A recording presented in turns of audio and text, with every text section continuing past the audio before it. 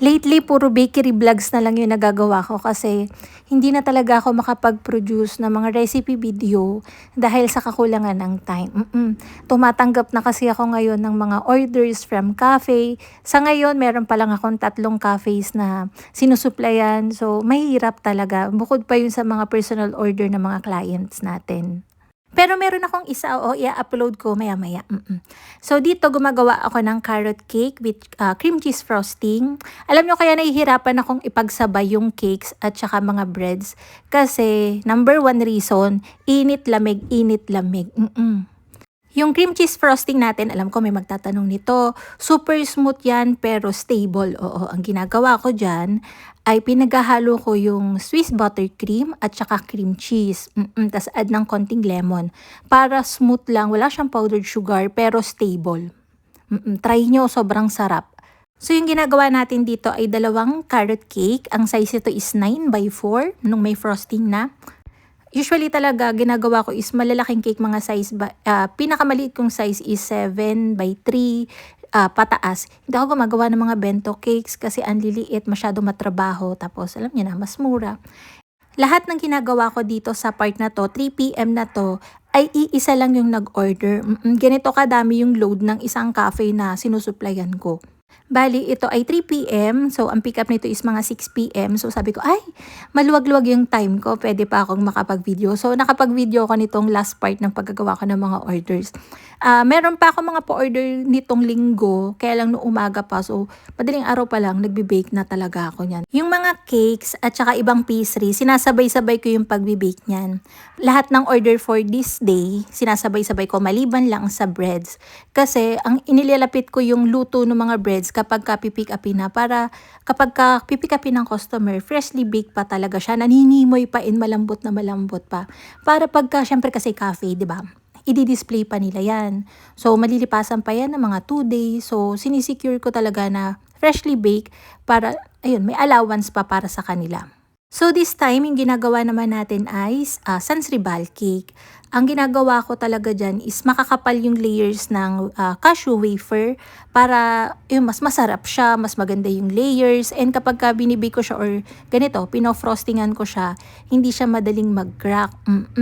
So, makakapal talaga akong magsilbanas or magsansribal. Ang sinasabi ko sa mga client ko na ideal storage ng silbanas, ng sansribal is freezer talaga. Frozen talaga dapat siya. Para yung layers niya na preserve yung pagiging crunchy. Kasi crunchy talaga to. Binibake ko to for long hours.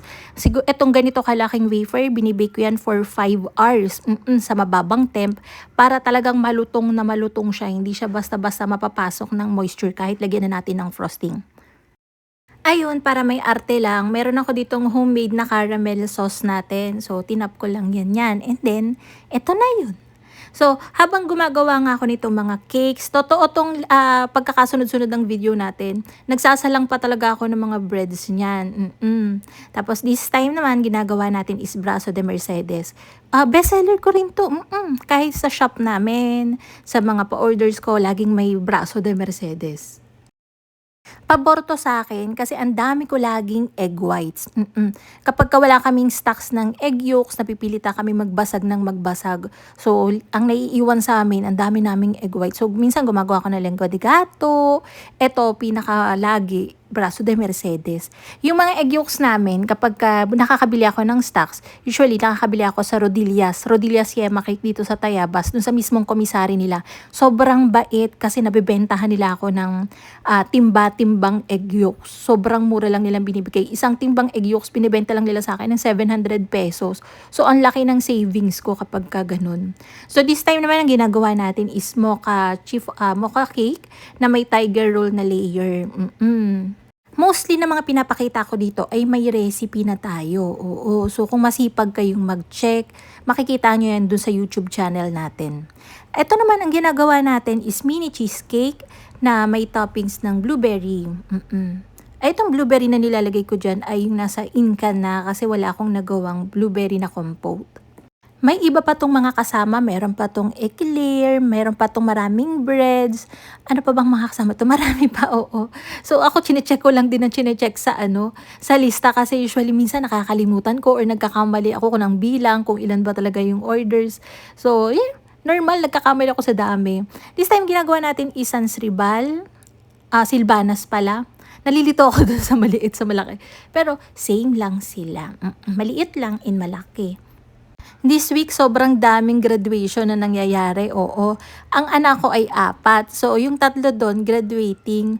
Sobrang sunod-sunod. So, habang puyat na puyat ako, ma-attend pa ako kinaumagahan ng graduation. Grabe. Siguro natitrigger din na puyat ako, pagod. Kaya napaka-emotional ko. Alam niyo yung pag mga anak ko, nasa stage, nagpe-perform. Grabe, nagiiyak talaga ako. Grabe, ugly cry talaga, nakakahiya. Pero yun, makikita nyo din eh. Looking up, the sky is so wide. Ay, ako na sa earth. Grabe, nakakahiya.